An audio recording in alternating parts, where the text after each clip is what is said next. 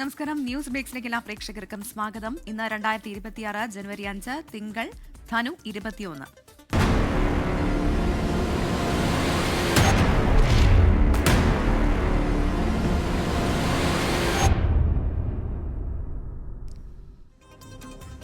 News breaks വിശദമായ വാർത്തകളിലേക്ക് കടക്കുന്നു. ഞാൻ പ്രവിത ലക്ഷ്മി. കോഴിക്കോട് താമരശ്ശേരി ചുരത്തിൽ നിന്ന് ഗതാഗത നിയന്ത്രണം. അത്യാവശ്യ യാത്രകൾ രാവിലെ 8 മണിക്ക് മുൻപും വൈകുന്നേരം 6 മണിക്ക് ശേഷവുമായി ക്രമീകരിക്കണം. ചുരം വഴി ചരക്ക് വാഹനങ്ങൾ കടന്നു പോകരുത് എന്നും വിവരങ്ങളുമായി സമീർ സി മുഹമ്മദ് കോഴിക്കോട് നിന്ന് ചേരുകയാണ്. Sameer, good morning. താമരശ്ശേരി ചുരത്തിലെ നിയന്ത്രണങ്ങൾ എങ്ങനെയാണെന്നാണ് മനസ്സിലാക്കാൻ സാധിക്കുന്നത്?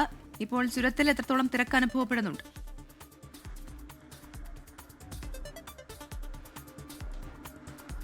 Good morning Pravitha. ഇന്ന് മുതൽ താമരശ്ശേരി ചുരത്തിൽ നിയന്ത്രണം ഏർപ്പെടുത്തുകയാണ്. ദേശീയപാത 766 നവീകരണ പ്രവർത്തനങ്ങൾ പുരോഗമിക്കുന്നു. അതിന്റെ ഭാഗമായിക്കൊണ്ടാണ് ചുരത്തിൽ ഇത്തരത്തിലുള്ള ഒരു നിയന്ത്രണത്തിലേക്ക് പോകുന്നത്. ഇന്ന് മുതൽ ഇതിന്റെ നിർമ്മാണ പ്രവർത്തികൾ പൂർത്തിയാകുന്നതുവരെ ആയിരിക്കും ഇത്തരത്തിലുള്ള ഈ ഒരു നിയന്ത്രണം ഉണ്ടാവുക. അതിൽ ഏറ്റവും പ്രധാനപ്പെട്ട ഭാഗം അവിടുത്തെ അറ്റകുറ്റപ്പണികളാണ്. അതോടൊപ്പം തന്നെയാണ് ഈ താമരശ്ശേരി ചുരം വീതി കൂട്ടുന്നതിന്റെ ഭാഗമായിക്കൊണ്ട് 6, 7, 8 വളവുകളിൽ അവിടെ മരങ്ങൾ മുറിച്ചിട്ടിരുന്നു. ആ മരങ്ങൾ മുറിച്ചിട്ടതൊക്കെ ഇന്ന് മുതൽ നീക്കി തുടങ്ങുകയാണ്. ക്രെയിൻ ഉപയോഗിച്ചുകൊണ്ടാണ് ലോറിയിൽ കയറ്റുന്നത്. അതുമായി ബന്ധപ്പെട്ട് ആണ് ഗതാഗത കുരുക്കിന് സാധ്യതയുള്ളത്. അത്തരം ഒരു സാഹചര്യം ഒഴിവാക്കണം എന്നുള്ളത് കൊണ്ടാണ് ഈ ഒരു നിയന്ത്രണത്തിലേക്ക് പോകുന്നത്. രാവിലെ 8 മണിക്ക് മുൻപ് പരമാവധി യാത്രകൾ നടത്തണമെന്നും വൈകിട്ട് 6 മണിക്ക് ശേഷം മറ്റ് യാത്രകൾ ക്രമീകരിക്കണം എന്നുള്ള ഒരു നിർദ്ദേശമാണ് ഇപ്പോൾ വന്നിരിക്കുന്നത്. അതുപോലെ തന്നെ ചരക്ക് വാഹനങ്ങൾ, മൾട്ടി ആക്സിൽ വാഹനങ്ങളൊന്നും തന്നെ ചുരം കയറരുത്, ചുരം ഇറങ്ങരുത് എന്നുള്ള നിർദ്ദേശവും നൽകിയിരിക്കുന്നു. അത്തരം വാഹനങ്ങൾ ഒന്നുകിൽ നാടുകാണി ചുരം വഴിയോ അല്ലെങ്കിൽ കുറ്റ്യാടി ചുരം വഴിയോ ആണ് പോകേണ്ടത് എന്നുള്ള നിർദ്ദേശം കൂടി വന്നിരിക്കുന്നു. ഏതായാലും ഇനിയുള്ള ദിവസങ്ങളിൽ ഇത്തരത്തിലുള്ള നിയന്ത്രണം ഉണ്ടാകും. പരമാവധി യാത്രകൾ രാവിലെ 8 മണിക്ക് മുൻപോ വൈകിട്ട് 6 മണിക്ക് ശേഷമോ ആക്കണം എന്നുള്ള നിർദ്ദേശമാണ് വന്നിരിക്കുന്നത്. ഇപ്പോൾ താമരശ്ശേരി ചുരത്തിൽ നേരിയ തോതിലാണ് ഈ തിരക്ക് അനുഭവപ്പെടുന്നത്. ഇനിയിപ്പോൾ കഴിഞ്ഞ ദിവസങ്ങളൊക്കെ നമുക്കറിയാം, പുതുവത്സരാഘോഷത്തിൻ്റെയൊക്കെ ഭാഗമായിക്കൊണ്ട് മണിക്കൂറുകളാണ് അവിടെ വാഹനങ്ങൾ കെട്ടിക്കിടന്നിരുന്നത്. അതിൽ പ്രധാനപ്പെട്ടത് ഈ നിയന്ത്രണമില്ലാതെ മൾട്ടി ആക്സിൽ വാഹനങ്ങളൊക്കെ ചുരം കയറിയതും ചുരത്തിൽ നിന്ന് ഇറങ്ങി വന്നതുമൊക്കെയാണ്. അത്തരം സാഹചര്യങ്ങളൊന്നും ഉണ്ടാവാൻ പാടില്ല എന്നുള്ള ഒരു സാഹചര്യങ്ങളൊന്നും ഉണ്ടാവാൻ പാടില്ല. അങ്ങനെ ഉണ്ടാവാതിരിക്കുന്ന ഭാഗമായിക്കൊണ്ടാണ് ഇത്തരത്തിലുള്ള ഒരു നിയന്ത്രണത്തിലേക്ക് പോകുന്നത്. താമരശ്ശേരി ചുരത്തിൻ്റെ താഴ്ഭാഗത്ത് അടിവാരത്തും അതുപോലെ തന്നെ മുകളിൽ ലക്കിടി ഭാഗത്തും പോലീസിൻ്റെ പരിശോധനയും ഉണ്ടാകും. എന്തായാലും നിയന്ത്രണം ഈ ദിവസങ്ങളിൽ തുടരും. അതുപോലെ തന്നെ ഇതിൻ്റെ ഈ അറ്റകുറ്റപ്പണികളും മരങ്ങൾ കയറ്റുന്ന നടപടികളും പൂർത്തിയാകുന്ന മുറയ്ക്കായിരിക്കും ഈ നിയന്ത്രണം എടുത്തു കളയുക. ശരി, സമീർ സി മുഹമ്മദാണ് കോഴിക്കോട് നിന്ന് വിവരങ്ങൾ നൽകിയത്. കോഴിക്കോട് താമരശ്ശേരി ചുരത്തിൽ ഇന്നു മുതൽ ഗതാഗത നിയന്ത്രണം എന്നുള്ളതാണ് വാർത്ത. ഇനി ഈ വാർത്താ ദിനത്തിലെ സമഗ്ര വിവരങ്ങളുമായി 24ന്റെ പ്രതിനിധികൾ വിവിധ മേഖലകളിൽ നിന്ന് ചേരുകയാണ്. തിരുവനന്തപുരത്ത് നിന്ന് ഉമേഷ് ബാലകൃഷ്ണൻ, കോഴിക്കോട് നിന്ന് സമീർ സി മുഹമ്മദ്, കൊച്ചിയിൽ നിന്ന് വിഷ്ണു സുരേഷ്, ഡൽഹിയിൽ നിന്ന് ബൽറാം നെടുങ്ങാടി എന്നിവരാണ് ചേരുന്നത്. ആദ്യം തിരുവനന്തപുരത്തേക്ക് പോകുന്നു. Umesh, good morning.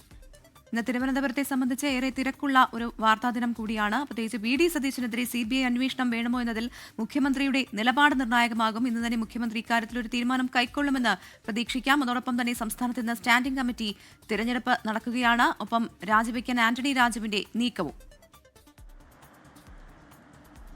Good morning Pravitha. എന്തായാലും ഇതുമായി ബന്ധപ്പെട്ട് നിർണായക ദിവസം തന്നെയാണ് ഇന്ന് ഒരുപക്ഷെ സർക്കാർ തലത്തിൽ ഏറ്റവും കൂടുതൽ വരാൻ സാധ്യതയുള്ള കാര്യം വി.ഡി. സതീശനെതിരെയുള്ള ഈ അന്വേഷണം അത് CBIക്ക് വിടണമോ എന്നുള്ള കാര്യത്തിൽ ഒരു അന്തിമ തീരുമാനം ഇന്നുണ്ടാകുമെന്ന് കരുതുന്നു. അത് മുഖ്യമന്ത്രിയുടെ നിലപാടാണ് ഏറ്റവും നിർണായകം. മുഖ്യമന്ത്രി തീരുമാനിച്ചു കഴിഞ്ഞാൽ ഈ വിജിലൻസിൻ്റെ ശുപാർശ CBI അന്വേഷണത്തിന് വേണ്ടി കൈമാറാൻ കഴിയും. ഒപ്പം ഈ വിജിലൻസിൻ്റെ ശുപാർശയിൽ തന്നെ മറ്റൊരു വശമുണ്ട്. അതായത് വിദേശ യാത്ര നടത്താൻ സ്പീക്കറുടെ അനുമതി ലഭിച്ചെങ്കിലും വിദേശയാത്ര നടത്തി അവിടെ നിന്ന് പണപ്പിരിവ് നടത്തി, അതുകൊണ്ട് തന്നെ നിയമസഭാ സാമാജികൻ എന്ന നിലയിലുള്ള ചട്ടങ്ങൾക്ക് ലംഘനം ഉണ്ടായിട്ടുണ്ട് എന്നുള്ളതാണ്. അതുകൊണ്ട് തന്നെ സ്പീക്കർക്ക് വേണമെങ്കിൽ നടപടിയെടുക്കാമെന്നുള്ള ഒരു ശുപാർശയുമുണ്ട്. സ്വാഭാവികമായി സ്പീക്കറുടെ ഏതെങ്കിലും രീതിയിലുള്ള നടപടി ഉണ്ടാകുമോ എന്നുള്ളതും ഇന്ന് അറിയാൻ കഴിയുമെന്നാണ് പ്രതീക്ഷിക്കുന്നത്. അതേസമയം തിരുവനന്തപുരം MLA കൂടിയായ ആന്റണി രാജുവിനെതിരെയുള്ള കേസിൽ വിധി വന്ന സാഹചര്യത്തിൽ വിധി വന്നപ്പോൾ തന്നെ അദ്ദേഹം MLA എന്ന സ്ഥാനത്ത് നിന്ന് അയോഗ്യനായി കഴിഞ്ഞു. പക്ഷേ വിധിയുടെ പകർപ്പ് ഇപ്പോഴും നിയമസഭാ സെക്രട്ടറിക്ക് കൈമാറിയിട്ടില്ല. സ്വാഭാവികമായി നിയമസഭാ സെക്രട്ടറി കൈമാറുന്നതിന് അനുസരിച്ചായിരിക്കും ഈ അയോഗ്യത കാണിച്ചുകൊണ്ടുള്ള ഈ ഉത്തരവ് പുറത്തിറങ്ങുന്നത്. പക്ഷേ അതിന് മുന്നോടിയായി തന്നെ ഈ ഉത്തരവ് പുറത്തിറങ്ങുന്നതിന് മുന്നോടി തന്നെ രാജിവെക്കാനുള്ള ആലോചന ആന്റണി രാജു നടത്തുന്നുണ്ട്. പക്ഷേ രാജിവെച്ചാൽ അത് എത്രത്തോളം നിയമസാധുതയുണ്ട്? കാരണം വിധി വന്നു കഴിഞ്ഞാൽ 2 വർഷത്തിൽ കൂടുതൽ ശിക്ഷിച്ച് വിധി വന്നു കഴിഞ്ഞാൽ അപ്പോൾ തന്നെ അദ്ദേഹം ആരാണോ MLA ആ MLA അയോഗ്യനാക്കി കഴിഞ്ഞു എന്നുള്ള ഒരു വ്യവസ്ഥയാണ് നിലനിൽക്കുന്നത്. എന്തായാലും അതിന് മുന്നോടിയായി തന്നെ രാജിവെക്കാനുള്ള ആലോചന നടക്കുന്നുണ്ട്. എന്തായാലും അതും നിയമവശങ്ങൾ കൂടി പരിശോധിച്ച ശേഷം മാത്രമായിരിക്കും ഈ രാജിവെക്കുന്നത്. അതേസമയം അപ്പീൽ നൽകാനുള്ള ആലോചന അത് ഇന്ന് തന്നെ ഒരുപക്ഷെ അപ്പീൽ നൽകുന്ന കാര്യത്തിൽ ഇന്ന് തീരുമാനമുണ്ടാകാൻ സാധ്യതയുണ്ട്. പുതുതായി തെരഞ്ഞെടുക്കപ്പെട്ട തദ്ദേശ സ്ഥാപനങ്ങളിലെ അംഗങ്ങളിൽ ഉൾപ്പെടുത്തിക്കൊണ്ടുള്ള സ്റ്റാൻഡിംഗ് കമ്മിറ്റി തെരഞ്ഞെടുപ്പ് ഇന്ന് നടക്കും. ഇന്നു മുതൽ 3 ദിവസമാണ്, ബുധനാഴ്ച വരെയാണ് സ്റ്റാൻഡിംഗ് കമ്മിറ്റി തെരഞ്ഞെടുപ്പുകൾ നടക്കുക. സ്റ്റാൻഡിംഗ് കമ്മിറ്റികളിൽ തെരഞ്ഞെടുക്കപ്പെട്ട എല്ലാ അംഗങ്ങളും ഒരു സ്റ്റാൻഡിംഗ് കമ്മിറ്റിയിലെങ്കിലും അംഗമാകണമെന്നുള്ള ശുപാർശയുണ്ട്. സ്വാഭാവികമായി ഒരു സ്ഥാനം വനിതകൾക്ക്, എല്ലാ സ്റ്റാൻഡിംഗ് കമ്മിറ്റിയിലും ഒരു സ്ഥാനം വനിതകൾക്ക് സംവരണം ചെയ്യണം എന്നുള്ളൊരു ആവശ്യവുമുണ്ട്. എന്തായാലും ആ കാര്യങ്ങളെല്ലാം ഇന്ന് നടന്നു തുടങ്ങും. ഗ്രാമപഞ്ചായത്തുകളിലും ബ്ലോക്ക് പഞ്ചായത്തുകളിലും 4 വിധ സ്റ്റാൻഡിംഗ് കമ്മിറ്റികളാണുള്ളത്. മുനിസിപ്പാലിറ്റികളിൽ 6ഉം കോർപ്പറേഷനുകളിൽ 8ഉം സ്റ്റാൻഡിംഗ് കമ്മിറ്റികളുണ്ട്. അതിനുശേഷം ഈ സ്റ്റാൻഡിംഗ് കമ്മിറ്റി തെരഞ്ഞെടുത്തതിന് ശേഷമായിരിക്കും അധ്യക്ഷനെ തിരഞ്ഞെടുക്കുക. പ്രഭിത. ശരി, വിവരങ്ങൾ നൽകിയത് ഉമേഷ് ബാലകൃഷ്ണൻ. തൃപ്പൂണിത്തുറ നഗരസഭാ സ്റ്റാൻഡിംഗ് കമ്മിറ്റികൾ പിടിച്ചെടുക്കാൻ ഇഞ്ചോടിഞ്ച് പോരാട്ടം. രാവിലെ 10:30ക്കാണ് തിരഞ്ഞെടുപ്പ്. 6 സ്റ്റാൻഡിംഗ് കമ്മിറ്റികളാണ് ഉള്ളത്. ഒരു സീറ്റിന്റെ ഭൂരിപക്ഷത്തിൽ BJP ഭരിക്കുന്ന തൃപ്പൂണിത്തുറ നഗരസഭയിലെ സ്റ്റാൻഡിംഗ് കമ്മിറ്റികൾ UDF LDFും പിടിച്ചെടുക്കും എന്നാണ് വിവരം. ഭരണം അസ്ഥിരപ്പെടുത്താൻ ഉള്ള ശ്രമം എന്നാണ് BJPയുടെ ആക്ഷേപം.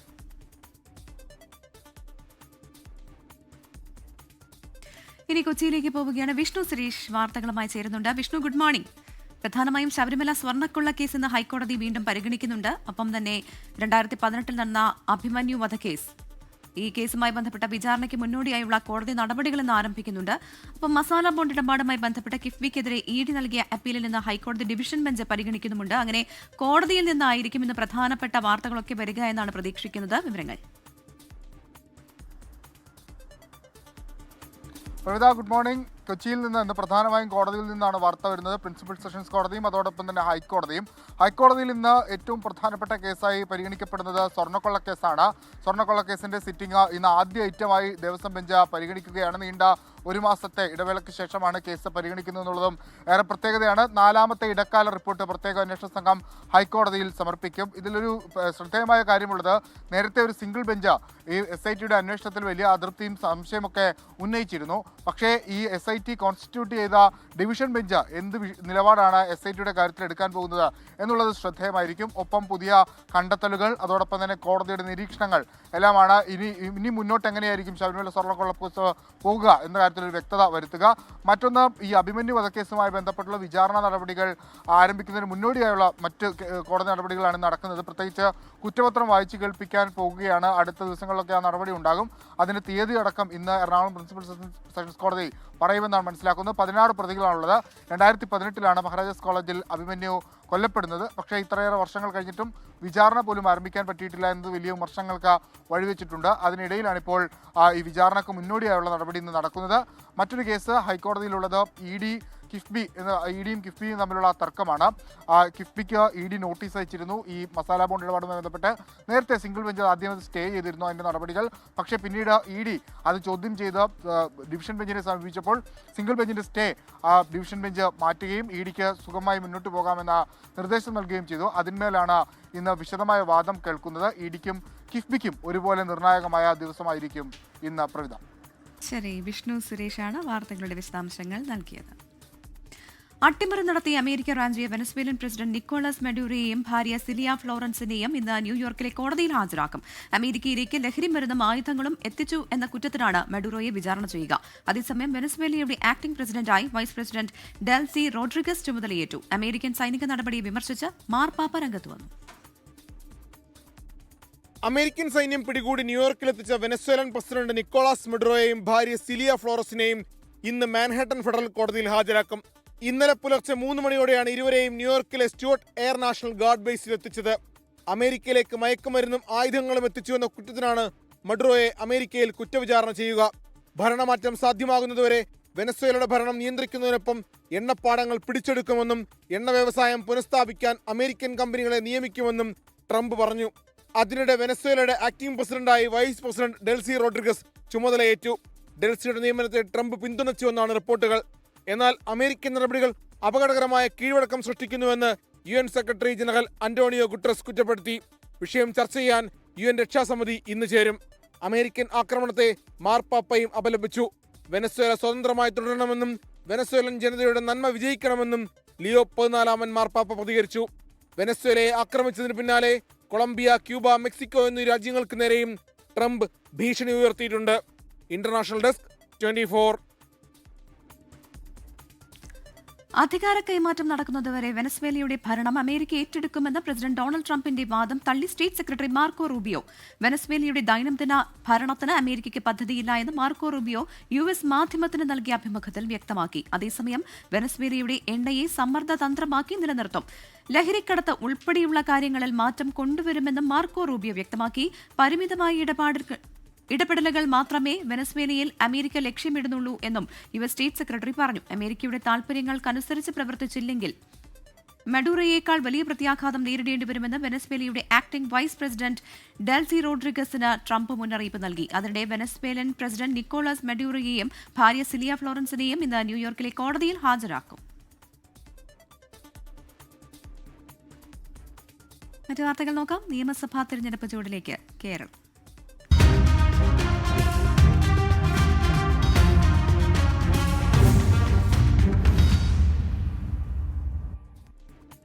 വരുന്ന നിയമസഭാ തെരഞ്ഞെടുപ്പിൽ ഏറ്റവും കുറഞ്ഞത് 85 സീറ്റുകളിൽ വിജയിക്കാനാകുമെന്ന് കോൺഗ്രസ്. വയനാട് ബത്തേരിയിൽ നടക്കുന്ന നേതൃ ക്യാമ്പിൽ മേഖലകളായി തിരിച്ചു നടന്ന വിലയിരുത്തലിലാണ് കുറഞ്ഞത് 85 സീറ്റിൽ വിജയിക്കാനാകുമെന്ന് കണക്കാക്കിയത്.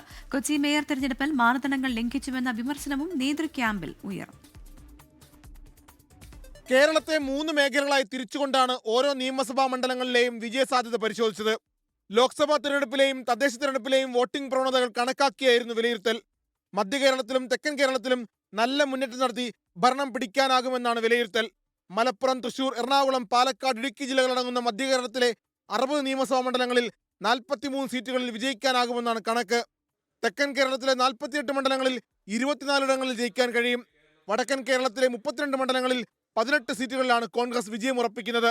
ആകെയുള്ള 140 മണ്ഡലങ്ങളിൽ ഏറ്റവും കുറഞ്ഞത് 85 സീറ്റുകളിൽ വിജയിക്കാൻ കഴിയുമെന്ന് കോൺഗ്രസ് കരുതുന്നു. കൊച്ചി മേയർ തെരഞ്ഞെടുപ്പിൽ KPCC മാർഗനിർദ്ദേശങ്ങൾ കാറ്റിൽ പറത്തിയെന്ന് മേയർ സ്ഥാനത്ത് നിന്ന് തഴയപ്പെട്ട ദീപ്തി മേരി വർഗീസ് പരാതിപ്പെട്ടു. മേയർ സ്ഥാനം നഷ്ടപ്പെട്ടതല്ല, തെരഞ്ഞെടുത്ത രീതിയിലാണ് താൻ വിമർശനം ഉന്നയിക്കുന്നതെന്നും ദീപ്തി മധ്യമേഖലാ യോഗത്തിലെ ചർച്ചയിൽ പറഞ്ഞു. ദീപ്തിക്ക് പിന്നാലെ KPCC ഭാരവാഹികളായ സക്കീർ ഹുസൈനും MR അഭിലാഷും ഇതേ വിമർശനം ആവർത്തിച്ചു. മാർഗനിർദ്ദേശങ്ങളല്ല, ചിലരുടെ വ്യക്തി താൽപര്യങ്ങളാണ് കൊച്ചി മേയർ തെരഞ്ഞെടുപ്പിൽ നടപ്പിലായതെന്നായിരുന്നു ഇവരുടെ വിമർശനം. BJPയുടെ വളർച്ചയെ നിസാരമായി കാണരുതെന്ന് തെക്കൻ മേഖലാ യോഗത്തിൽ അഭിപ്രായമുയർന്നു. CPIMന്റെ സംഘടനാശേഷിയെ കുറച്ചു കാണരുതെന്നും നേതാക്കൾ അഭിപ്രായപ്പെട്ടു. കോൺഗ്രസിന്റെ സമൂഹ മാധ്യമ ഇടപെടലുകൾ ശക്തമാക്കാനുള്ള നിർദ്ദേശങ്ങളും നേതൃത്വ സംഗമത്തിൽ അവതരിപ്പിച്ചു. Political desk 24. ഇനി കോഴിക്കോടേക്ക് സമീർ സി മുഹമ്മദ് ഒരിക്കൽ കൂടി ചേരുകയാണ്. Sameer, good morning. ഏറ്റവും പ്രധാനപ്പെട്ടത് KPCCയുടെ നേതൃ ക്യാമ്പ് പുരോഗമിക്കുന്നു എന്നുള്ളതാണ്. 2026 രേഖ ഇന്ന് അവതരിപ്പിക്കുന്നുണ്ട്.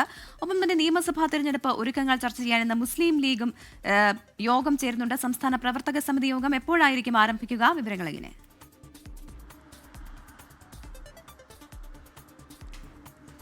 Very good morning Pravitha. നിയമസഭാ തെരഞ്ഞെടുപ്പിനുള്ള ഒരുക്കങ്ങളാണ് എങ്ങും. അതിന്റെ ഭാഗമായിക്കൊണ്ട് തന്നെയാണ് വയനാട്ടിൽ കോൺഗ്രസിന്റെ നേതൃ ക്യാമ്പ് നടക്കുന്നത്. ആ നേതൃ ക്യാമ്പിൽ ഇന്നത്തെ ഏറ്റവും പ്രധാനപ്പെട്ട കാര്യം ലക്ഷ്യ 2026 എന്നുള്ള ആ ഒരു രേഖ സമർപ്പിക്കുന്നു എന്നുള്ളത് തന്നെയാണ്. പ്രതിപക്ഷ നേതാവ് VD സതീശനായിരിക്കും ഈ രേഖ സമർപ്പിക്കുന്നത്.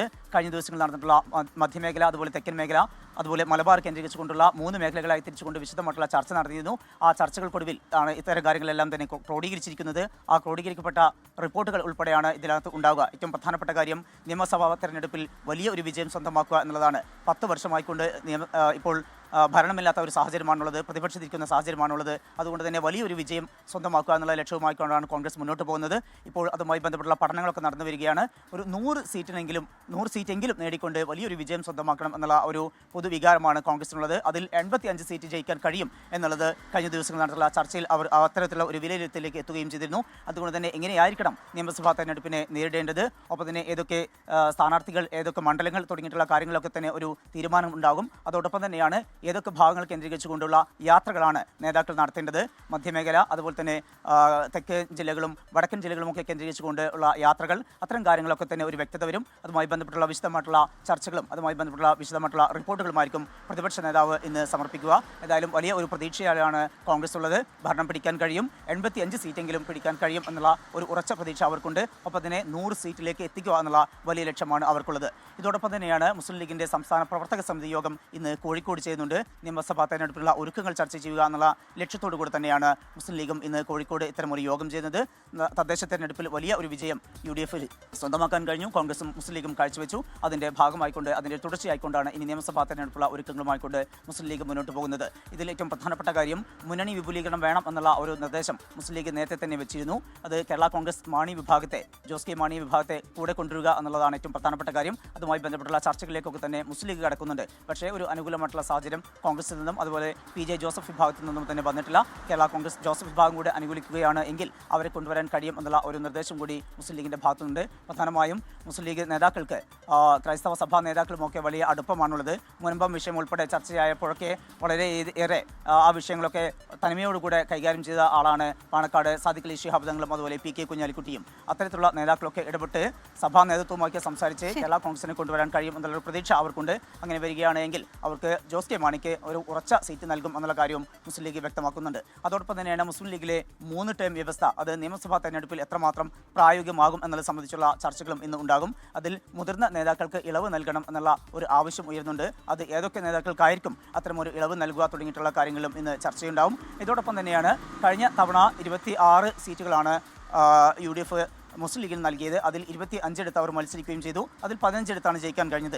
ഇത്തവണയും 2 സീറ്റെങ്കിലും അധികം വേണം എന്നുള്ള ഒരു ആവശ്യം അവരുടെ ഭാഗത്തു നിന്നുണ്ടാകുന്നുണ്ട്. പ്രധാനമായും തെക്കൻ ജില്ലകൾ കേന്ദ്രീകരിച്ചുകൊണ്ട് അവിടെയും മുസ്ലിം ലീഗിന് വലിയ ആക്സസ് ഉണ്ട്. അതുകൊണ്ട് തന്നെ അവിടെ 2 സീറ്റ് വേണം എന്നുള്ള ആവശ്യമായിരിക്കും മുന്നോട്ട് വെക്കുക. എന്നാൽ അന്തിമ ചർച്ചകൾക്ക് ശേഷം ഒരുപക്ഷെ കഴിഞ്ഞ വർഷം മത്സരിച്ച അതേ സീറ്റിനെ മതിയെങ്കിൽ അത്തരം ഒരു നിലപാട് സ്വീകരിക്കാനും സാധ്യതയുണ്ട്. വിജയ സാധ്യത പരിഗണിച്ചുകൊണ്ട് സ്ഥാനാർത്ഥികളെ പ്രഖ്യാപിക്കുക, അതനുസരിച്ച് ആവശ്യമെങ്കിൽ സീറ്റുകൾ വെച്ചു മാറുക തുടങ്ങിയിട്ടുള്ള കാര്യങ്ങളും ഇന്നത്തെ യോഗത്തിൽ ചർച്ചയാവും. പാണക്കാട് സാദിഖ് അലി ശിഹാബ് അതുപോലെ തന്നെ PK കുഞ്ഞാലിക്കുട്ടി അങ്ങനെ മുതിർന്ന നേതാക്കളെല്ലാം ഇന്നത്തെ യോഗത്തിൽ പങ്കെടുക്കുന്നുണ്ട്. പ്രവിത, അങ്ങനെ പ്രധാനമായും ഈ നിയമസഭാ തിരഞ്ഞെടുപ്പുമായി ബന്ധപ്പെട്ട രാഷ്ട്രീയ വാർത്തകളാണ് വടക്കൻ കേരളത്തിൽ നിന്ന് വരാനിരിക്കുന്നത്. വിവരങ്ങളാണ് സമീർ സി മുഹമ്മദ് നൽകിയത്. നിയമസഭാ സെക്രട്ടേറിയറ്റ് അയോഗ്യത വിജ്ഞാപനം പുറപ്പെടുവിക്കുന്നതിന് മുൻപ് രാജിവെക്കാൻ ആന്റണി രാജുവിന്റെ നീക്കം. സ്പീക്കറെ നേരിൽ കണ്ട് രാജിക്കത്ത് കൈമാറുകയോ ഇമെയിൽ വഴി അയച്ചു നൽകുകയോ ചെയ്തേക്കും. വിധി പുറപ്പെടുവിച്ച നെടുമങ്ങാട് മജിസ്ട്രേറ്റ് കോടതി അപ്പീൽ നൽകാൻ 1 മാസത്തെ സമയം അനുവദിച്ചിട്ടുണ്ടെങ്കിലും ഉടൻ അപ്പീൽ സമർപ്പിക്കാനാണ് നീക്കം. മേൽക്കോടതിയിൽ പോയി അയോഗ്യത നീക്കിയാലും ആന്റണി രാജുവിനെ മത്സരിപ്പിക്കുന്നത് ഗുണകരമാകില്ല എന്നാണ് CPIMന്റെ വിലയിരുത്തൽ. തിരുവനന്തപുരം സീറ്റ് CPIM ഏറ്റെടുക്കുകയോ കേരള കോൺഗ്രസിന് നൽകുകയോ ചെയ്തേക്കും. എന്നാൽ തനിക്ക് അവസരമില്ലെങ്കിലും സീറ്റ് പാർട്ടിക്ക് വേണമെന്നാണ് ആന്റണി രാജുവിന്റെ നിലപാട്.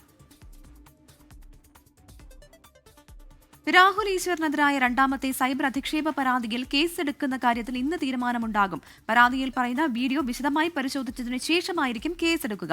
പരാതിയിൽ കഴമ്പുണ്ടെങ്കിൽ പ്രത്യേക FIR രജിസ്റ്റർ ചെയ്യും. ജാമ്യ വ്യവസ്ഥകൾ ലംഘിച്ചുവെന്ന് കണ്ടെത്തിയാൽ അന്വേഷണ സംഘം കോടതിയിൽ ജാമ്യം റദ്ദു ചെയ്യുന്നതിനുള്ള അപേക്ഷ നൽകും.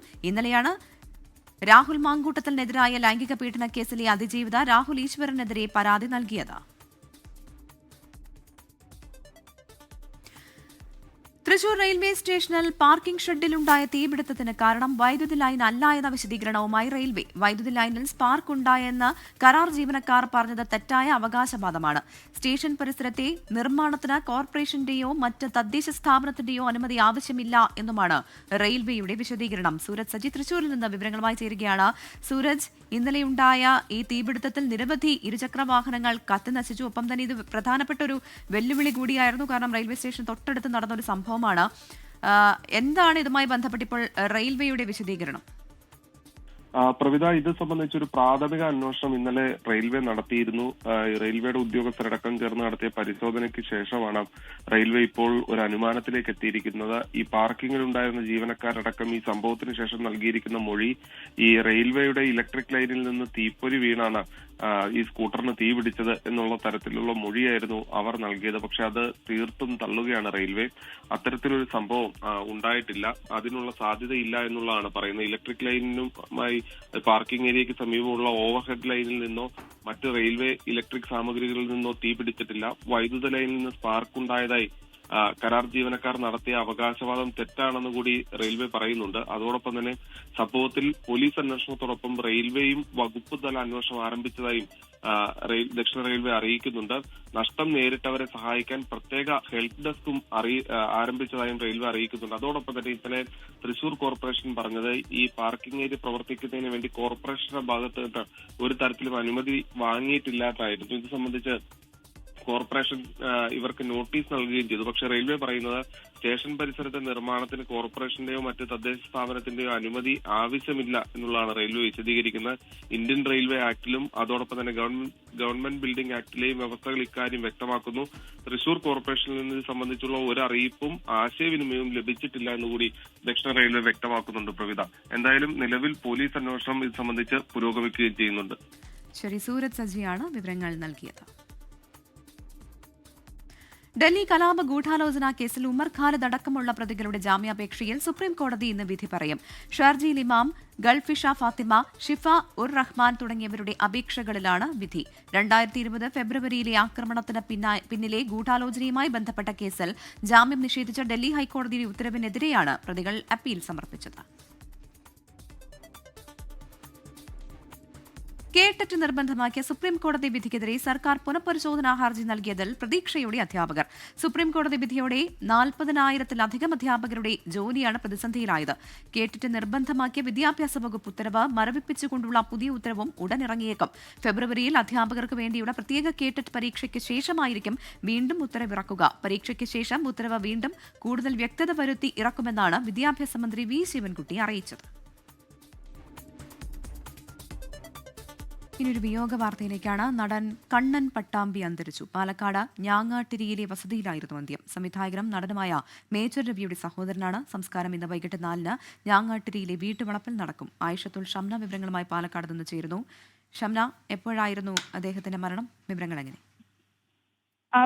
അല്പം മുമ്പായിരുന്നു ഈ വിയോഗം ഉണ്ടാകുന്നത്. നിരവധി സിനിമകളിലൂടെ മലയാളികളുടെ പ്രിയപ്പെട്ട നടനായി മാറിയ ഒരാളാണ്. പുലിമുരുകൻ, വെട്ടം, കിളിച്ചുണ്ടൻ മാമ്പഴം, മിഷൻ 90 അങ്ങനെ നിരവധി ചിത്രങ്ങളിൽ അഭിനയിച്ചിട്ടുള്ള ഒരു താരമാണ്. മാത്രമല്ല നടനും പ്രൊഡക്ഷൻ കൺട്രോളറും സംവിധായകൻ മേജർ രവി ഒക്കെയായ സംവിധായകൻ മേജർ രവിയുടെ സഹോദരനുമൊക്കെയാണ് ഈ കണ്ണൻ പട്ടാമ്പി. എന്തായാലും അല്പം മുമ്പായിരുന്നു ഈ വിയോഗം ഉണ്ടായിരുന്നത്. സംസ്കാരം ഇന്ന് വൈകിട്ട് 4-ന് ഞാങ്ങാട്ടേരിയിലെ വളപ്പിൽ നടക്കും. പ്രവിത, ശരി. ആയിഷത്തുൽ ഷംനയാണ് വിവരങ്ങൾ നൽകിയത്. നടൻ കണ്ണൻ പട്ടാമ്പി അന്തരിച്ചു. പാലക്കാട് ഞാങ്ങാട്ടിരിയിലെ വസതിയിലായിരുന്നു അന്ത്യം. സംവിധായകനും നടനുമായ മേജർ രവിയുടെ സഹോദരനാണ്. പത്തനംതിട്ട കോന്നി പൂവൻപാറയിൽ വാഹനാപകടത്തിൽപ്പെട്ട അയ്യപ്പ ഭക്തരെ മർദ്ദിച്ചുവെന്ന പരാതിയിൽ പ്രതിഷേധവുമായി ഹൈന്ദവ സംഘടനകൾ. കോന്നി പോലീസ് സ്റ്റേഷനിലേക്ക് ഹിന്ദു ഐക്യവേദി സംഘപരിവാർ പ്രവർത്തകർ പ്രതിഷേധ മാർച്ച് നടത്തി. ഇന്നലെ രാത്രിയിലാണ് തീർത്ഥാടനം കഴിഞ്ഞ് മടങ്ങിവന്ന തൂത്തുക്കുടി സ്വദേശികളുടെ വാഹനം അപകടത്തിൽപ്പെട്ടത്. ഷിജോ കുര്യരാണ് പത്തനംതിട്ടയിൽ നിന്ന് ചേരുന്നത്. Shijo, good morning. എന്താണ് സംഭവിച്ചത്? രാത്രിയോടുകൂടി 7 മണിക്ക് കോന്നി പൂവൻപാറയിലാണ് ശബരിമല തീർത്ഥാടനം കഴിഞ്ഞ് വന്ന തൂത്തുക്കുടി സ്വദേശികളുടെ വാഹനം അപകടത്തിൽപ്പെട്ടത്. ഈ തീർത്ഥാടകരുടെ വാഹനം ശബരിമലയിൽ നിന്ന് മടങ്ങി വരുന്ന വഴിക്ക് പൂവൻപാറയിൽ വെച്ച് നിർത്തിയിട്ടിരുന്ന ഒരു വാഹനത്തിൽ ഇടിക്കുകയായിരുന്നു. ആ ഇടിച്ചതിന് പിന്നാലെ അയ്യപ്പ ഭക്തരുടെ വാഹനത്തിലുണ്ടായിരുന്ന 5 തീർത്ഥാടകർക്ക് പരിക്കേൽക്കുകയും പിന്നീട് ഈ നിർത്തിയിട്ട വാഹനത്തിന് സമീപത്തെ ഒരു കടയിലുണ്ടായിരുന്ന ആളുകൾ അയ്യപ്പ ഭക്തരെ മർദ്ദിച്ചു എന്നുള്ള ആക്ഷേപവും ഇന്നലെ ഉയർന്നതാണ്. അതിന് പിന്നാലെയാണ് അയ്യപ്പ ഭക്തരെ അവിടെ ഉണ്ടായിരുന്ന ആളുകൾ പൂവൻപാറയിലെ കടയിലുണ്ടായിരുന്ന ആളുകൾ മർദ്ദിച്ചു എന്ന് കാട്ടിക്കൊണ്ട് രാത്രിയോടുകൂടി സംഘപരിവാർ ഹിന്ദു ഐക്യവേദി പ്രവർത്തകർ പോലീസ് സ്റ്റേഷനിലേക്ക് മാർച്ച് നടത്തിയത്. നമുക്ക് അതിന്റെ ദൃശ്യങ്ങളടക്കം കാണാം. പോലീസ് സ്റ്റേഷനിൽ നിന്ന് വലിയ മുദ്രാവാക്യമൊക്കെ വിളിച്ചുകൊണ്ട് അയ്യപ്പ ഭക്തരെ അവിടെയുള്ള ആളുകൾ വടിവാളും കത്തിയും ഒക്കെ ഒന്ന് ഭീഷണിപ്പെടുത്തുകയാണ് ചെയ്തത്. അത് പോലീസ് കേസെടുത്തിട്ടില്ല. നിസ്സംഗതയോടുകൂടി പോലീസ് ഇടപെടുകയാണ് എന്ന് ആരോപിച്ചുകൊണ്ടാണ് ഹൈന്ദവ സംഘടനകൾ പോലീസ് സ്റ്റേഷനിലേക്ക് മാർച്ച് നടത്തിയത്. ഇന്നലെ രാത്രി 7 മണിയോടുകൂടിയായിരുന്നു പൂവൻപാറയിൽ വാഹനാപകടം. പ്രവിധ, ഷിജോ കുര്യനാണ് വിവരങ്ങൾ നൽകിയത്. ചെന്നൈ ഗ്ലോബൽ നായർ സേവാ സമാജത്തിന്റെ നേതൃത്വത്തിൽ മന്നം ജയന്തി ആഘോഷവും ആചാര്യ സ്മൃതിയും സംഘടിപ്പിച്ചു. മലയാളി ക്ലബ്ബിൽ നടന്ന പരിപാടി ആചാര സ്മൃതി ചെയർമാൻ പ്രീമിയർ ജനാർദ്ദൻ ഉദ്ഘാടനം ചെയ്തു. കേന്ദ്രമന്ത്രി ജോർജ് കുര്യൻ മുഖ്യാതിഥിയായി. സാഹോദര്യത്തിന്റെയും സ്നേഹത്തിന്റെയും ഭാഷയിലുള്ള സംഘടനാ ശക്തിയാണ് മന്നത്ത് പത്മനാഭൻ മുന്നോട്ട് വെച്ചത് എന്ന് കേന്ദ്രമന്ത്രി ജോർജ് കുര്യൻ പറഞ്ഞു. ശ്രീ മന്നത്ത് പത്മനാഭൻ അദ്ദേഹം കേരളത്തിലെ അസ്പൃശ്യതയ്ക്കെതിരെ, തൊട്ടുകൂടായ്മയ്ക്കെതിരെ ആദ്യം രംഗത്ത് വന്ന ആചാര്യന്മാരുടെ ഒരാളാണ്. നമുക്കറിയാം വൈക്കം സത്യാഗ്രഹം, അതിൻ്റെ ഏറ്റവും പ്രധാനപ്പെട്ടയാളായിരുന്നു ശ്രീ മന്നത്ത് പത്മനാഭൻ. ഗായിക സുജാത മോഹൻ, വ്യവസായി ശശികുമാർ നായർ എന്നിവർക്ക് ചടങ്ങിൽ ലൈഫ് ടൈം അച്ചീവ്മെന്റ് പുരസ്കാരം സമ്മാനിച്ചു.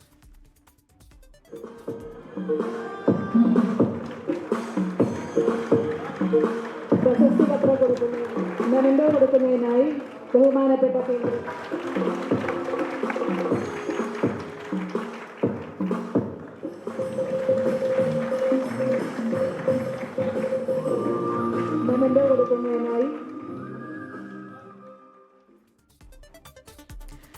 പിറന്നാൾ ആഘോഷം എന്ന് കേട്ടാൽ എന്തൊക്കെയാകും മനസ്സിൽ വരിക? കേക്ക് മുറിക്കൽ, പാട്ട്, ഡാൻസ്, ചെറിയൊരു ട്രിപ്പ്. ഓടി പിറന്നാൾ ആഘോഷിക്കുന്ന ആരെയെങ്കിലും കണ്ടിട്ടുണ്ടോ? നിലമ്പൂരിൽ അങ്ങനെ ഒരാളുണ്ട്, കാണാം.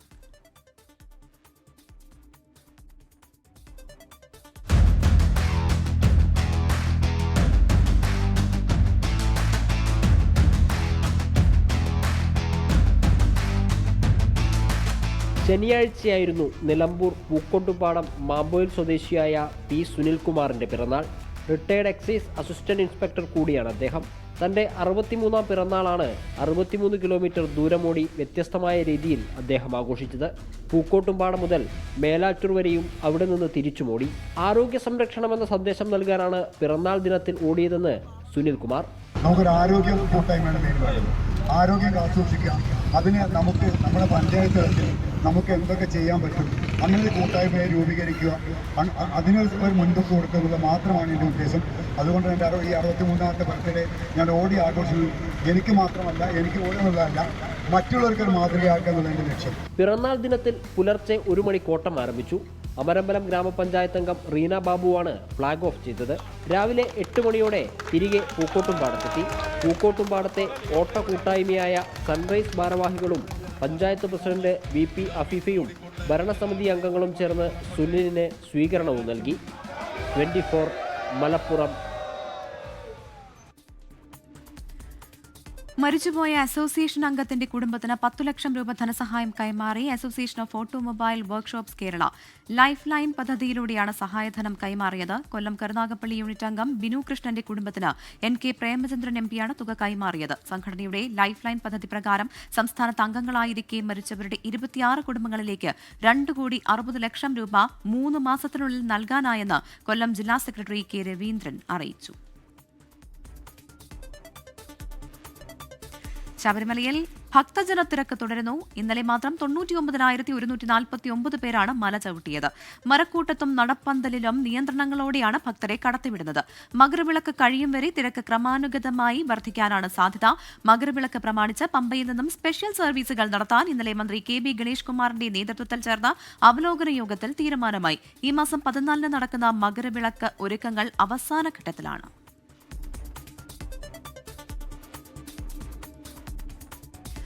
നീണ്ട 5 വർഷത്തെ ഇടവേളയ്ക്ക് ശേഷം സൗദി എയർലൈൻസ് വീണ്ടും കരിപ്പൂരിലേക്ക്. 2020 വിമാനാപകടത്തെ തുടർന്ന് നിർത്തിവച്ച സർവീസുകൾ അടുത്ത മാസം 1-ാം തീയതി മുതൽ പുനരാരംഭിക്കും. റിയാദ് കോഴിക്കോട് സെക്ടറിലേക്കുള്ള ടിക്കറ്റ് ബുക്കിംഗ് ഇതിനോടകം ആരംഭിച്ചു. മലബാറിലെ പ്രവാസികളുടെയും ഹജ്ജ് ഉംറ തീർത്ഥാടകരുടെയും നീണ്ട കാത്തിരിപ്പിന് വിരാമമാകുന്നു. 2020 ഓഗസ്റ്റിലുണ്ടായ വിമാനാപകടത്തെ തുടർന്ന് കരിപ്പൂരിൽ വലിയ വിമാനങ്ങൾക്ക് നിയന്ത്രണം ഏർപ്പെടുത്തിയതോടെയാണ് സൗദി എയർലൈൻസ് സർവീസ് നിർത്തിവച്ചത്. 5 വർഷത്തെ ഇടവേളയ്ക്ക് ശേഷം സൗദി എയർലൈൻസ് കരിപ്പൂരിലേക്ക് തിരിച്ചെത്തുകയാണ്.